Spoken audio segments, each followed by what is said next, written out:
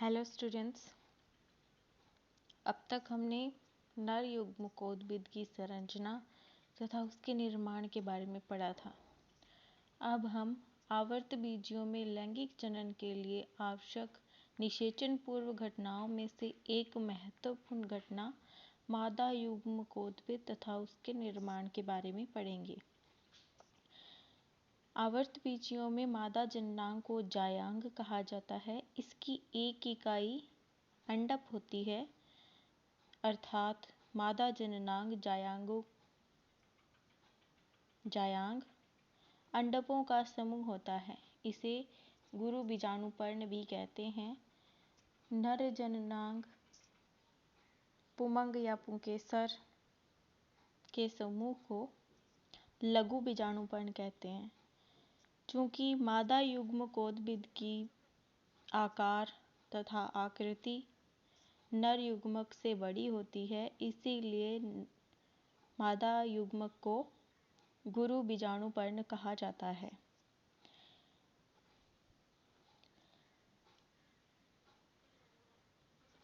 एक जायांग में एक से लेकर अनेक अंडप हो सकते हैं। यदि अंडप एक से अधिक हैं तो वो या तो आपस में जुड़े होंगे तो उन्हें युक्तांडपी कहा जाता है। यदि वो आपस में जुड़े हुए नहीं हैं तो उन्हें वियुक्तांडपी कहा जाता है। यदि अंडप एक से अधिक है और जुड़े हुए हैं तो उन्हें युक्तांडपी कहते हैं, और यदि वो जुड़े हुए नहीं हैं तो उन्हें वियुक्तांडपी कहा जाता है।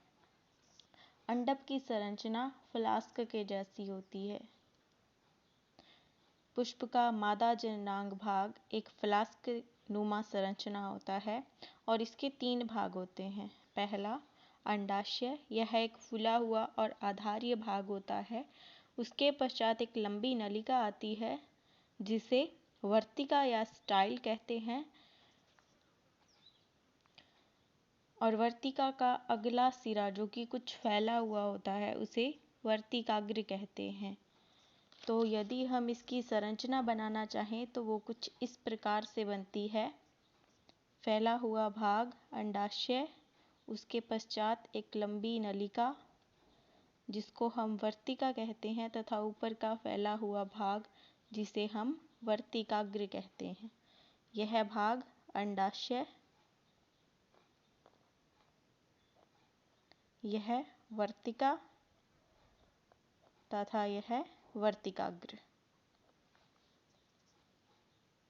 अब मादा युग्मकोद्भिद की संरचना तथा उसके निर्माण की प्रक्रिया पढ़ने से पहले हमें यहाँ पर कुछ शब्दावली देख लेनी चाहिए, क्योंकि ये आपके लिए एक नया टॉपिक है और इसके शब्द भी आपके लिए अभी नए हैं, तो आपको कुछ शब्दों का ध्यान रखना होगा।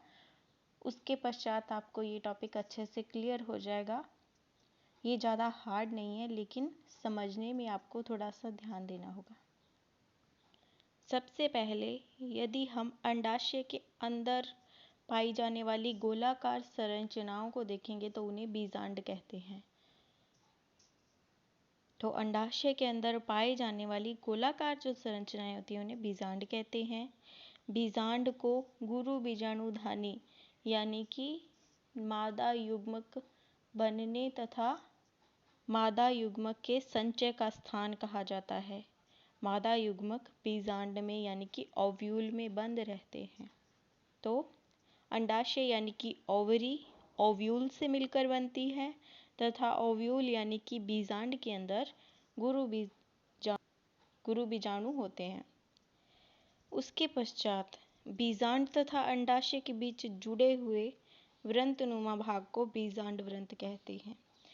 यह वह भाग होता है जिसके द्वारा बीजांड अंडाशय की दीवार से जुड़े रहते हैं। बीजांड अंडाशय के अंदर एक पर्टिकुलर भाग पर लगे होते हैं। जो उनके बीच का संबंध होता है एक धागे नुमा संरचना, उसे बीजांड वृंत कहा जाता है। वृंत का मतलब होता है धागा। उसके बाद देखिए, बीजांड वृंत तथा बीजांड के बीच के संधि स्थल को वह धागे नुमा संरचना जो बीजांड और अंडाशय को जोड़ती है, उसके बीजांड पर बंधने वाले स्थान को नाभिका कहते हैं। इसके लिए आप एक गुब्बारे का उदाहरण ले सकते हैं। एक गुब्बारे को यदि हम एक लकड़ी के डंडे पर बांधते हैं, यदि वो लकड़ी का डंडा एक अंडाशय मान लिया जाए और उस गुब्बारे को यदि हम बीजांड माने, तो उनके बीच में बंधा होने वाला जो धागा है उसे हम बीजांड वृंत कह सकते हैं, तथा वो धागा गुब्बारे पर जिस स्थान से बंधता है उसको नाभिका कह सकते हैं। तो एक अंडाशय को हम इस उदाहरण से भी समझ सकते हैं कि एक डंडे पर यदि काफ़ी सारे गुब्बारे धागे से बंधे हुए हैं तो उन धागों को बीजांड वृंत तथा उन गुब्बारों को हम बीजांड कह सकते हैं, तथा वो धागे गुब्बारे पर जिस स्थान पर बंधे हुए हैं, गुब्बारे पर बंधने वाला स्थान, ना कि उस लकड़ी के डंडे या किसी छड़ी पर बंधने वाला स्थान, उस पर नहीं, गुब्बारे तथा उस धागे के बंधने वाले स्थान को हम नाभिका कहते हैं। तो इसी प्रकार बीजांड वृंत तथा बीजांड के संधि स्थल को नाभिका या हाइलम कहते हैं।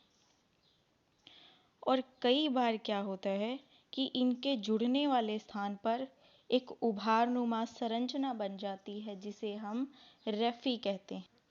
कई बार बीजांड वृंत तथा बीजांड के संधि स्थल यानी कि नाभिका के ऊपर क्या होता है, एक उभारनुमा संरचना बन जाती है जिसे रेफी कहा जाता है। तो ये आपकी एक शब्दावली है जिसे आपको ध्यान में रखना है। 2-4 चीज़ें और हैं जो आपको अभी बता रहे हैं हम, जैसे कि मादा युग्मक एक फ्लास्क नुमा संरचना है। इसके 3 भाग होते हैं, अंडाशय, वर्तिका, वर्तिकाग्र। अंडाशय एक फूला हुआ भाग होता है, वर्तिका एक लंबी नलिका होती है और ऊपर के भाग को वर्तिकाग्र यानी कि वर्तिका का अग्र भाग, वर्तिका का अगला सिरा कहा जाता है। उसके पश्चात आपको ये सारी शब्दावली का ध्यान रखना है। आइए हम टॉपिक को आगे बढ़ाते हैं। अब हम एक प्रारूपिक बीजांड की संरचना देखते हैं। अंडाशय के अंदर बहुत सारे बीजांड होते हैं, उनमें से किसी एक बीजांड की हम संरचना देखने जा रहे हैं। ये लगभग गोलाकार होते हैं, कुछ हद तक अंडाकार भी होते हैं, लेकिन इनको गोलाकार ही माना जाता है।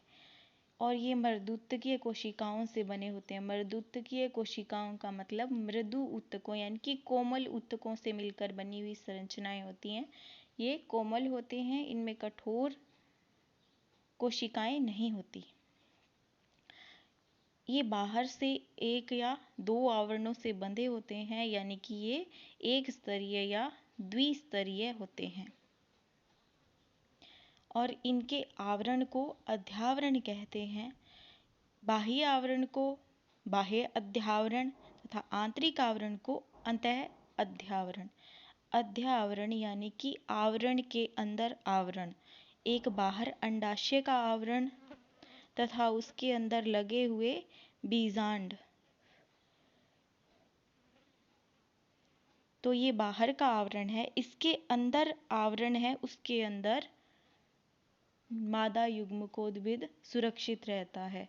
तो मादा युग्मकोद्भिद बीजांड के अंदर होते हैं, इसीलिए बीजांड के आवरण को अध्यावरण यानी कि आवरण के अंदर का आवरण माना जाता है।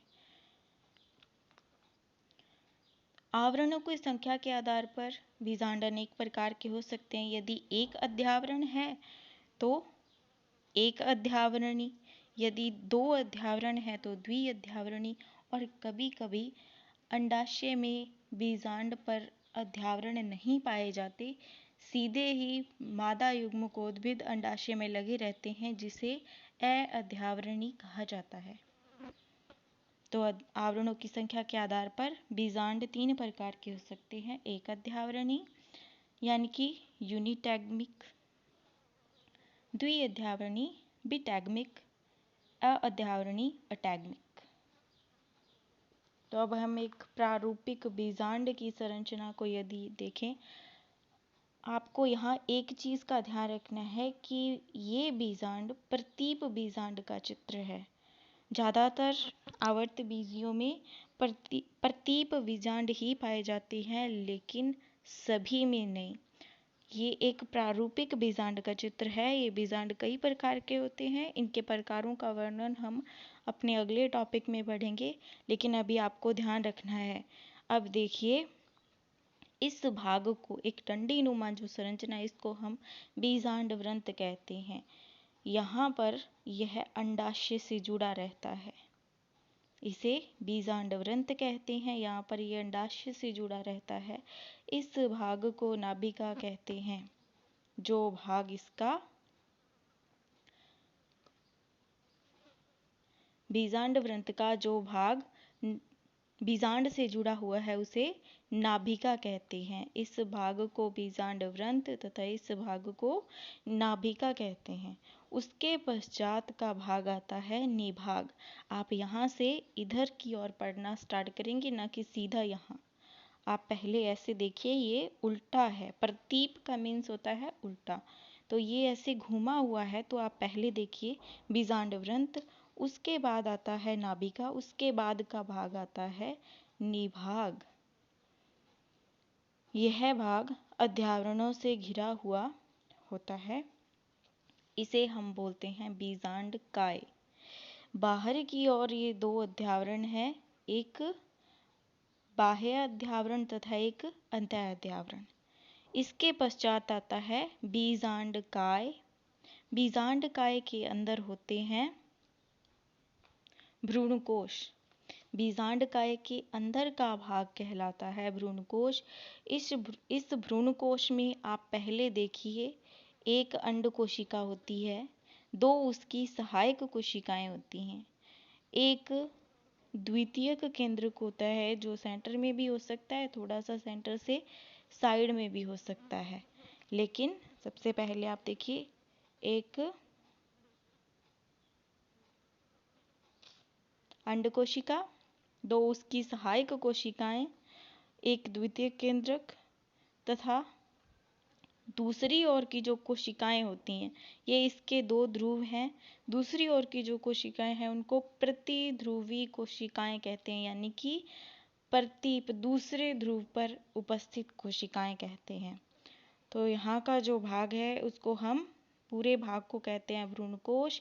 इसमें एक तरफ 3 कोशिकाएं, दूसरी तरफ कितनी भी कोशिकाएं हो सकती हैं, 2, 3 संख्या में जितनी भी हो सकती हैं। लेकिन इस और अंड कोशिका तथा सहायक कोशिकाओं का होना अति आवश्यक होता है। दूसरी ओर प्रतिध्रुवी कोशिकाएं होती हैं तथा बीच में एक द्वितीयक केंद्रक होता है। उसके बाद ये जो भाग है, जो एक प्रवेश द्वार के जैसे है, इसको हम बीजांड द्वार कहते हैं। तो ये बीजांड का प्रवेश द्वार है। ये बीजांड वृंत, नाभिका, निभाग, उसके बाद में अध्यावरणों में बंधा हुआ बीजांड काय। उसके अंदर है एक भ्रूणपोष, जिसमें एक तरफ एक अंड कोशिका तथा 2 सहायक कोशिकाएं तथा दूसरी ओर प्रतिध्रुवी कोशिकाएं तथा बीच में एक द्वितीयक केंद्रक। ये एक प्रतीप बीजांड की संरचना है। 80 से 82% आवर्तबीजी पादपों में इसी प्रकार के बीजांड पाए जाते हैं। एक अंडाशय में 1 से लेकर अनंत तक बीजांड हो सकते हैं। तो आई होप आपको समझ में आया होगा। यदि आपको कोई भी डाउट है, आपकी कोई भी समस्या है, तो आप कमेंट कर सकते हैं, हमसे बात कर सकते हैं। Thank you. All the best.